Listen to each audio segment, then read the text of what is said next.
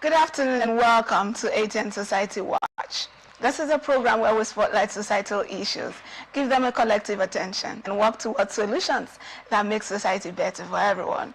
Today on the headlines, a fratricide. Brother kills brother over witchcraft allegations. Drug trafficking. NDLEA uncovers drugs concealed in children's toys. Gary. Murder. Trader stabbed to death in Rivers Market clash. Controversy. Anti-Northerners protest erupts in Port Harcourt. We're open for sponsorship of this program, jingles and advert placement, news and event coverage, personality, society and political interviews, product service promotions and commercials. Watch us live on www.atlanticnetwork.tv, Avo TV channel 205, Limes TV platform, Ifastech platform, Apple TV, Niger TV, Iroko TV. Connect with us on ATN Social. Subscribe, like, and share. Facebook and YouTube, Atlantic Television Network. Instagram and TikTok, Atlantic TV Network 1. And on X, at Atlantic TV Net. We go on a short break, and when we return, I will introduce my guest, and we will dive right into the story. Stay with us.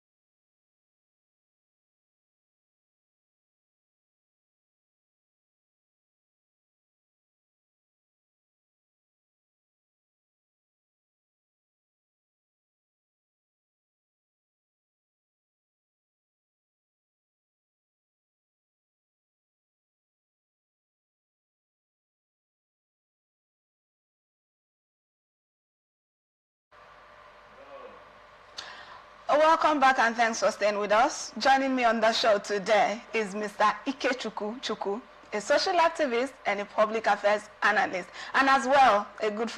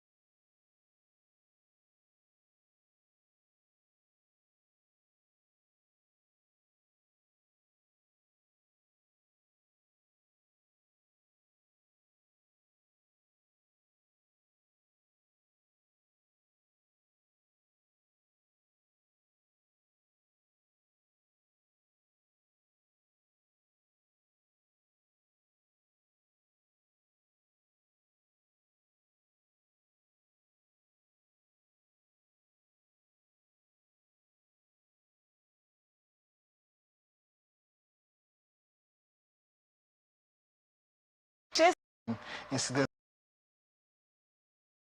so like this, so you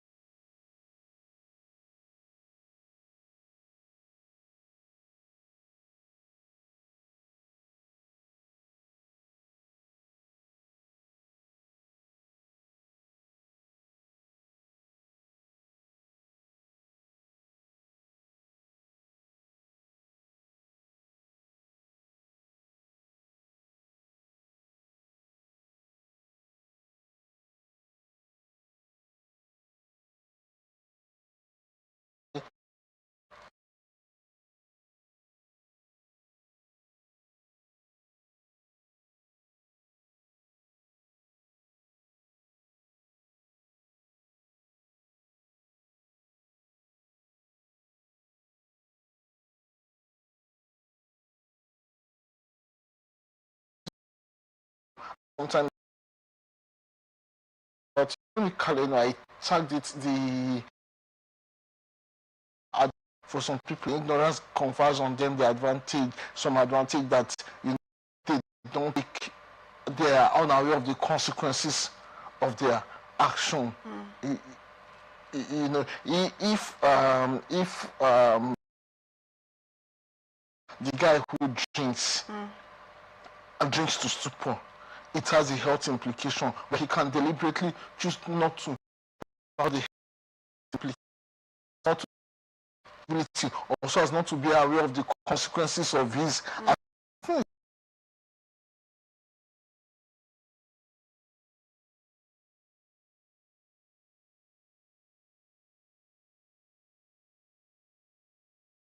Implication, the consequences will come. So the thing is, now where society comes in, that at times society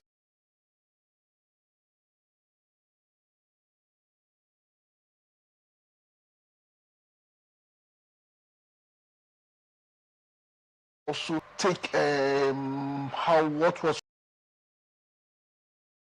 in those type of messages that, oh, this person is rich. Now where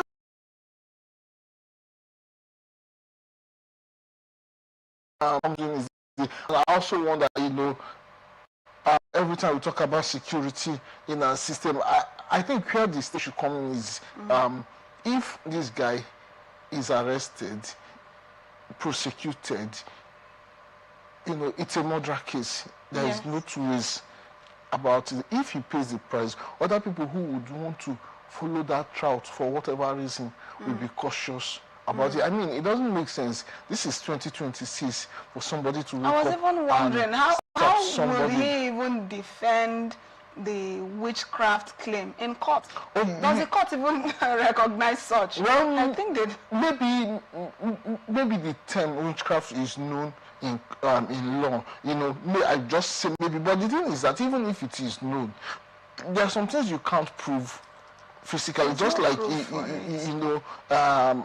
somebody dies, you say, oh, he was killed by this person.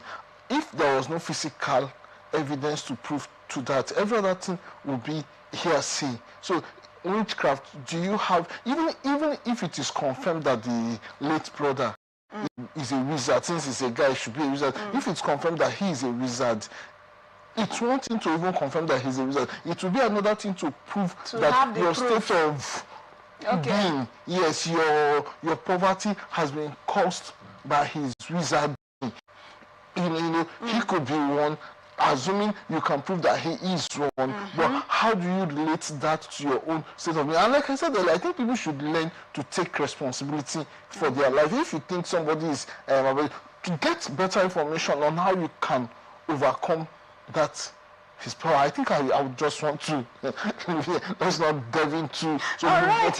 You already gave answer to all of the questions I would have asked in one of your responses. So let's go back to the next report. The National Drug Law Enforcement Agency has raised fresh alarm after uncovering illicit drugs hidden inside children's toys and cassava granules, popularly known as gari. The agency urged members of the public to remain vigilant, warning that traffickers are adopting increasingly desperate and deceptive methods to move illegal substances. In a statement shared by its Director of Media and Advocacy, Femi Babafemi, the agency revealed that recent operations exposed consignments of meth concealed in everyday household items. These included Hollandia yogurt packs and even MP3 players, carefully modified to evade detection. The NDLEA described the trend as a disturbing evolution in drug trafficking tactics, noting that not even children's items or staple foods are spared. Authorities say the discoveries underscore the need for heightened public awareness and continued enforcement are put together to curb the spread of illicit drugs. Talking about drug trafficking and all that, the one question that always comes to my mind is how people choose to rather destroy the future of our youth, to destroy people's life with what it's like selling poison, knowing it's poison and knowing the effects of the poison you're selling and still selling it just because you want to make profit. Now we have people prioritizing making profit to people's life. What do you make of this report? Man, it's naturally selfish. Man, as one of the ancient political scholars, I can't remember his name readily now. I think it was it Edmund Burke or so, I can't remember. But I said man is capable of self-destruction. You know, in fact, man needs to be saved from himself. It every day, you know, and because of that selfishness, the desperation to make money, even at the expense of other people, not just other people, at the expense of society, without considering that when you damage society, it will still come back to hurt you. Whether you like, I mean, anybody who is a little bit circumspect would have known with some events that have happened in this nation. Yes, between late last year and early this year, talking about health issues, you know, it demystified that concept that, oh, you know what, all you need to do is make enough money, you can be good even if the society is bad. That's not completely true. There is a level of comfort you can enjoy if society is in deplorable state. So that's what these guys don't understand. If your source of income is such that destabilizes society, is such that you know, puts everybody in harm's way, somehow, I mean, we have seen it in the past, people have become victims of their own medicine.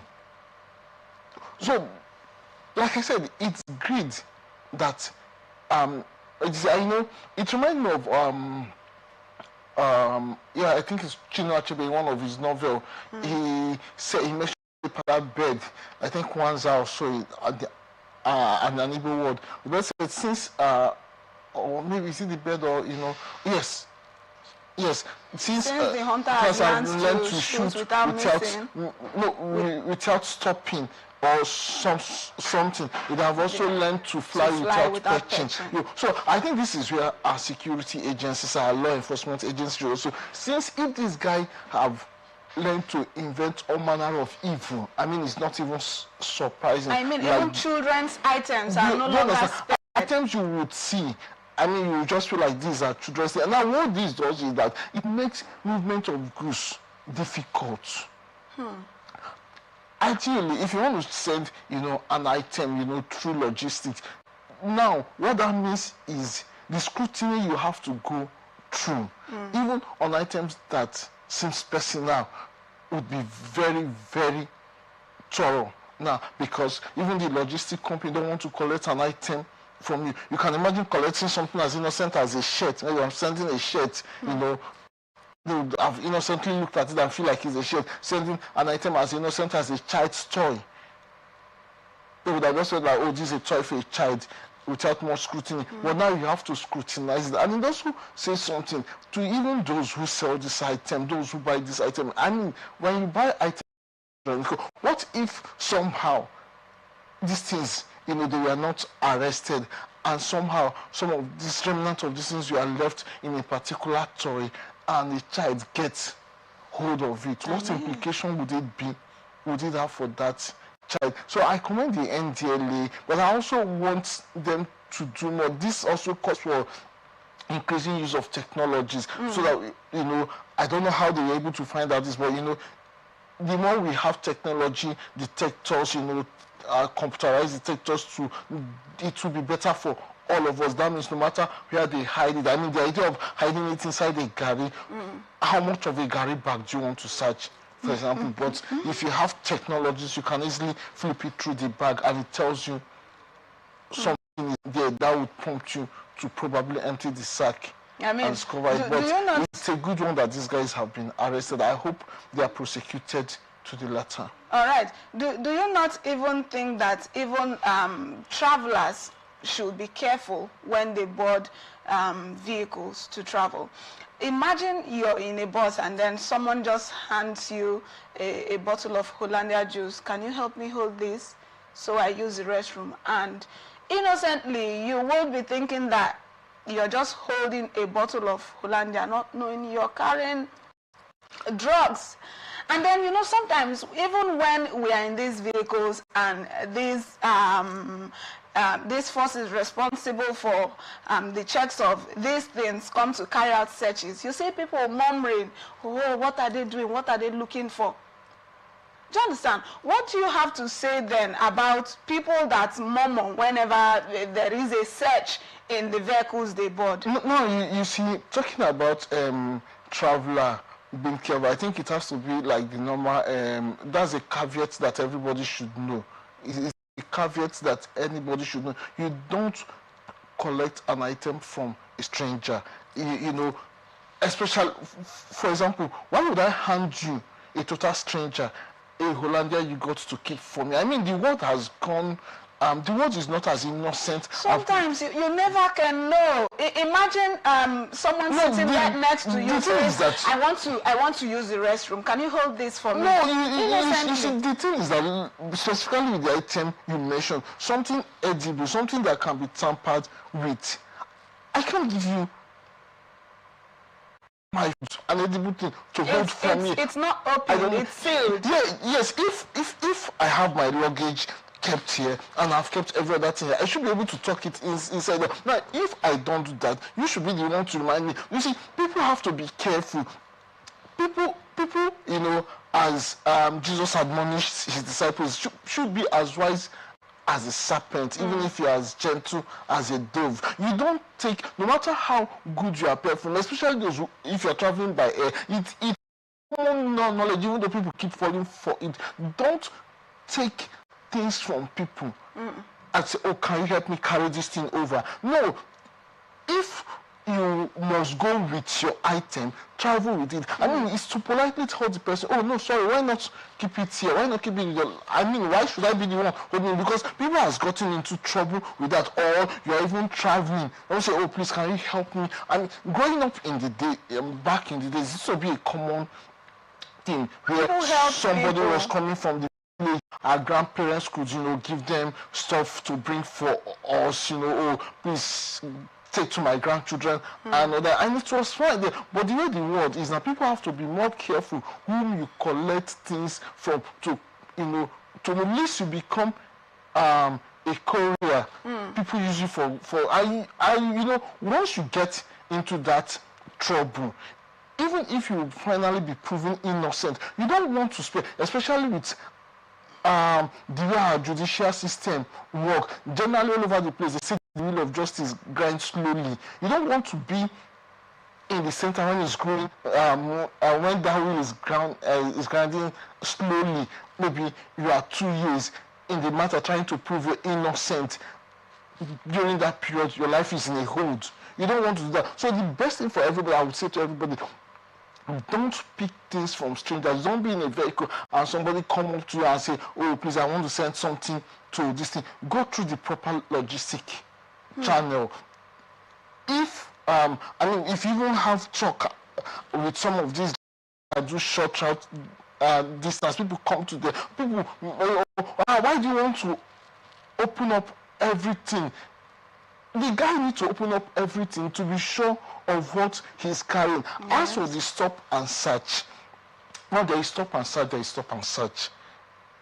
If there is a good reason, a security person or agencies think a vehicle should be stopped and searched, they are free to go ahead in spite of the murmuring of the person. The people are right to murmur because, I mean, time is of the essence.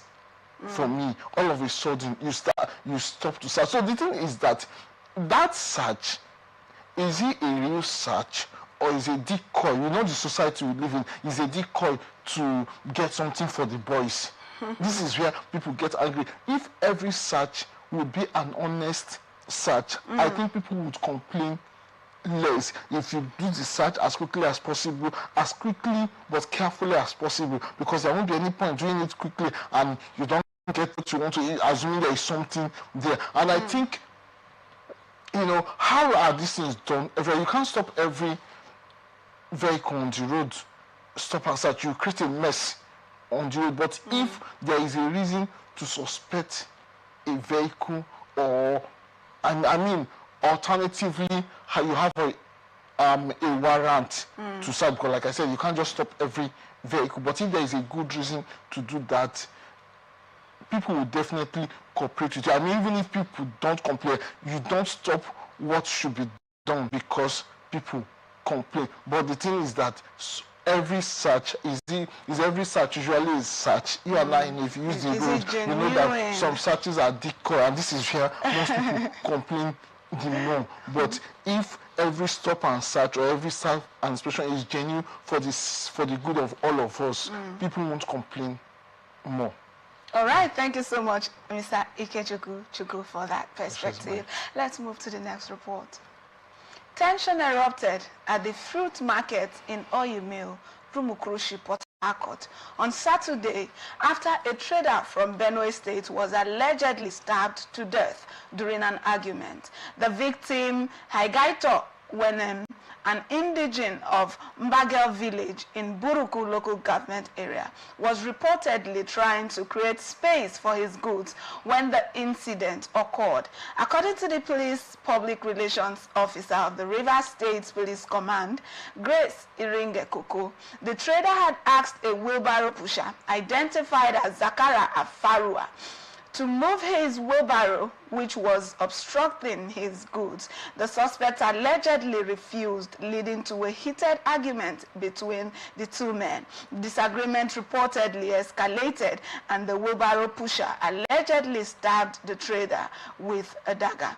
The victim was rushed to the military hospital but was confirmed dead by a doctor. Police say the suspect is in custody and investigations are ongoing. We now record a very tragic one just because of a simple matter. I mean, the trader says, "Can you move your wheelbarrow a bit? You are obstructing my market, my goods, my market, whatever." And then the wheelbarrow pusher refused.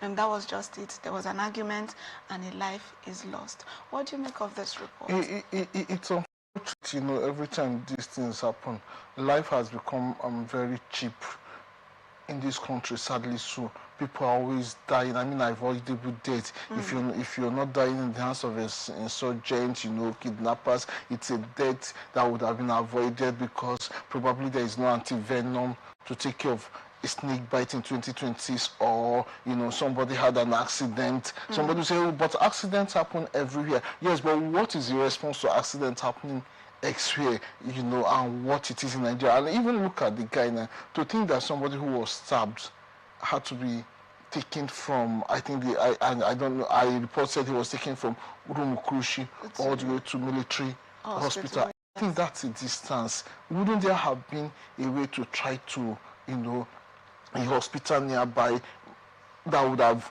you know, sort of stabilized him before going all the way to military hospital? Taking him to military hospital, what was the means of transportation?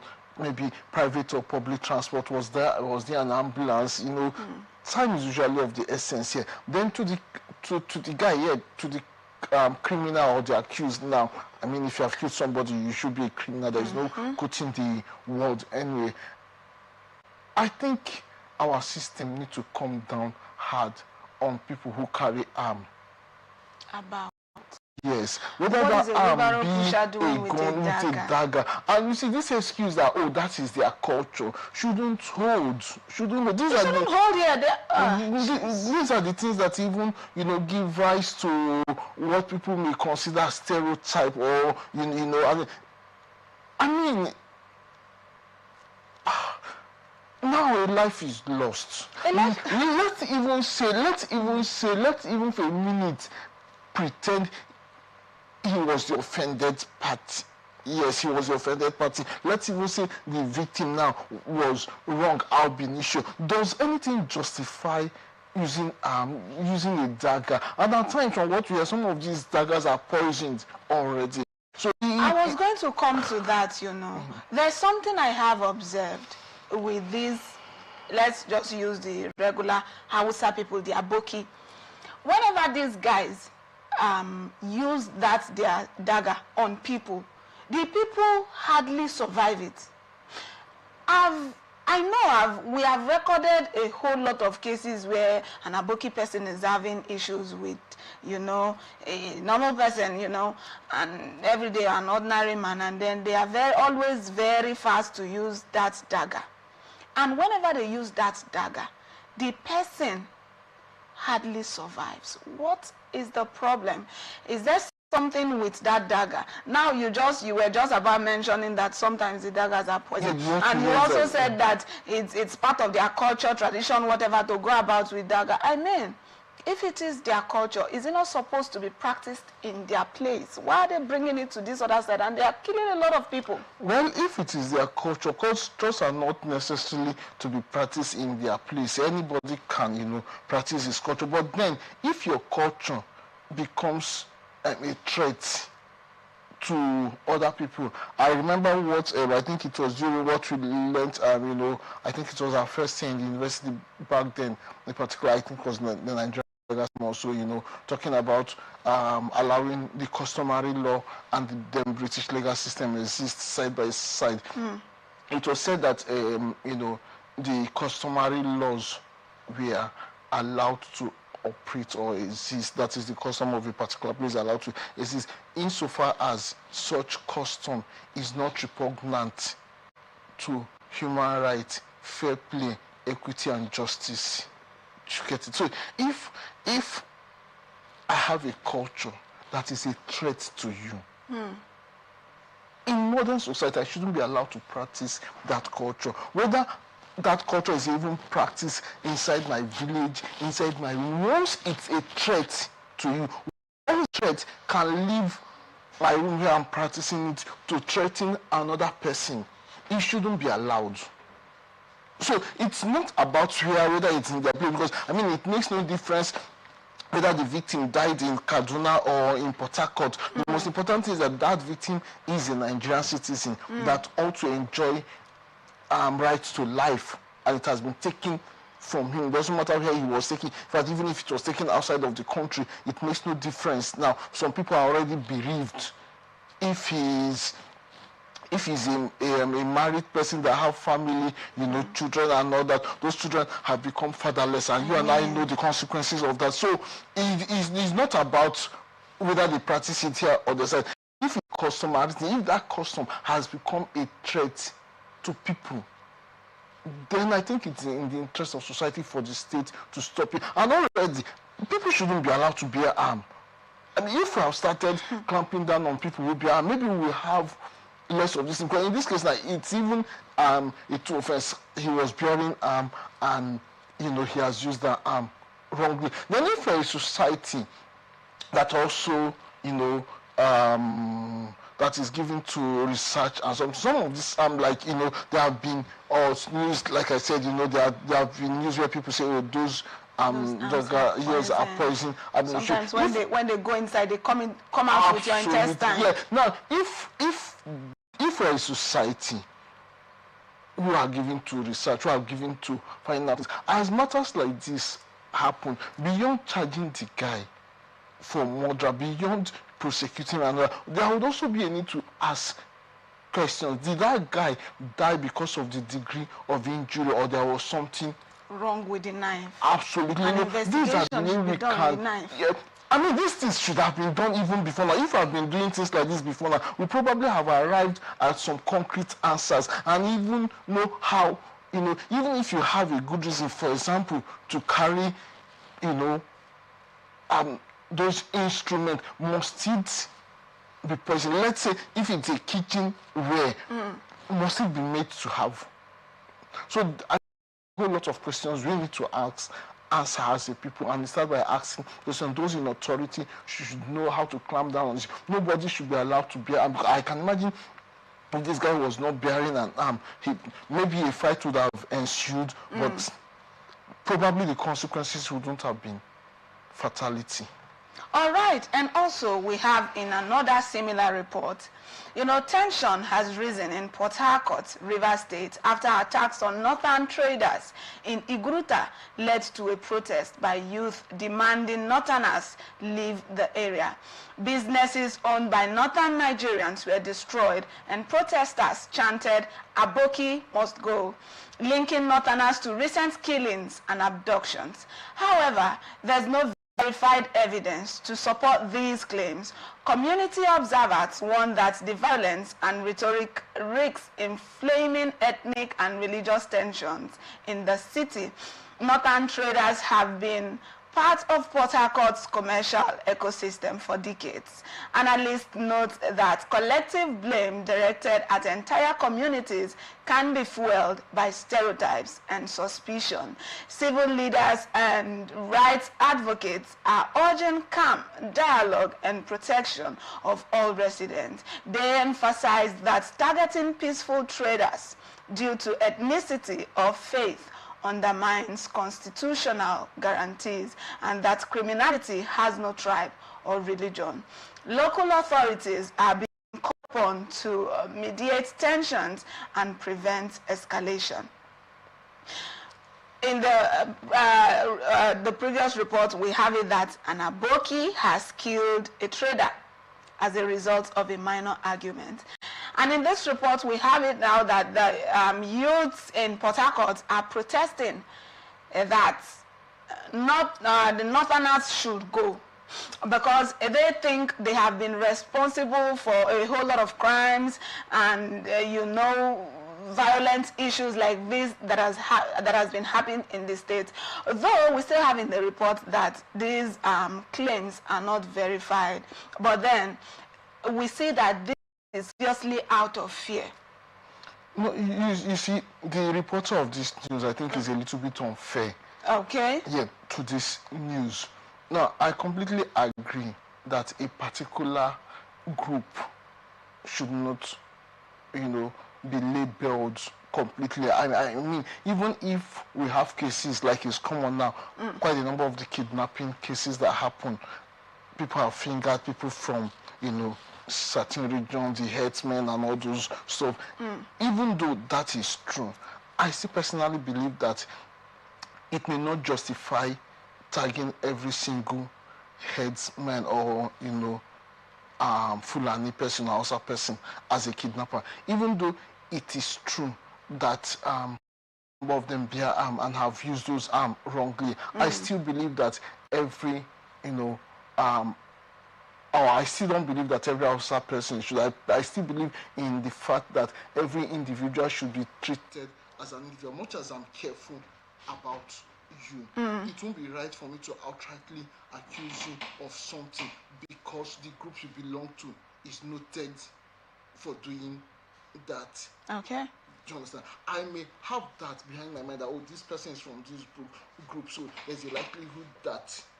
But it still doesn't justify my accusing you or now in this particular case from another report, what happened in Igrita is this, and this is here. I think there's a whole lot of things that need to be corrected in society. It was said that there was a robbery attempt, a particular young person, youth, criminal gang, something wanted to rob a bike man of his bike. Yes. Typically, quite a number of these bike people are people from the north extraction, and the robbery failed. The guy was apprehended, but the Okada people, who happens to be northerners, insisted that the guy be handed over to them. But the community heads, who were present there, thought otherwise. I mean, handing him to them would have meant instant judgment and summary execution, jungle justice. When we talk about, not stereotyping everybody, not taking laws into account, it's applicable to everybody. Now, these guys, the community people, decided to take the guy to the station. The story goes, it was in an attempt to hand over the guy to the station that this Okada guy in their mob came after them, and in that process, the head of one of the men taking the criminal to the station was stabbed and he died. So the protest wasn't just an unreasonable protest. If what the other news gave is anything to go by, it was a reaction to the way the king was killed. Yes. You know. So now the question is no longer about the attempted theft of Okada. It is now about one of their own being killed. He wasn't the thief. He was only saying, don't take laws into your hand, perhaps because of the implication. Yes. And it's possible, even if those black people were even from Igrita, I mean indigenous people of Igrita, it's possible that the others would have still said the same thing. Don't take laws into your hand. Let's take him to the authorities, let them. And what they would have ensured is ensure that those guys are properly handed over to the security person. And also, I'm sure they have ensured that the security persons they hand them over to also do the right thing. But now this is where the protest is erupting for. So it's not exactly a senseless protest. Does anything justify this type of protest? Maybe no, but it also raises questions. These things are questions of trust. You know, if we have both the people that says don't give to the police, you know, if you hand it over to them, they will let them go. It's a question of trust. It shows that there's a lack of trust in this. And I keep saying, yes, this is not just the security system, generally the Nigerian state. And I mean, you can't blame me if you have been following events happening all around the country. It raises questions, more questions than answers. Look at the incident of the person that died, you know, the doctors, which is the state institution, say something different from what is probably the reality of those who were present there. So there is always, you know, a disconnect between what they say and what these people say. And in most cases, if you make an effort to find out, it always seems like those in authority fall short of telling the truth. So these are where the issues of mistrust come in. And I think the better the state, I mean the political, I'm not talking of Rivers State, Imo State or something, I mean the Nigerian state, win the trust of the people, the better for all of us. The more we, the less of this kind of situations we'll see. If people have trust that, I mean, ideally, a criminal should be taken to the security agencies with the trust that if we hand them over to or whether it's them or him, to the security authorities, without minding who he is, he will be properly prosecuted. Some of these things will not be there. If we are sure that no part of our society is favored above the other, some of these protests will not be there. So I think the states have a lot to do in assuring everybody that we are one. However, until that is done, every citizen have the right to peaceful life wherever you find yourself. Some people may have been wrong in taking laws into their hand. That does not justify targeting people from their group for retaliation. All right. In as much as I will accept your notion, of course, we are all Nigerians. Absolutely. I mean, and then as Nigerians, we are expected to live together, Absolutely. coexist peacefully.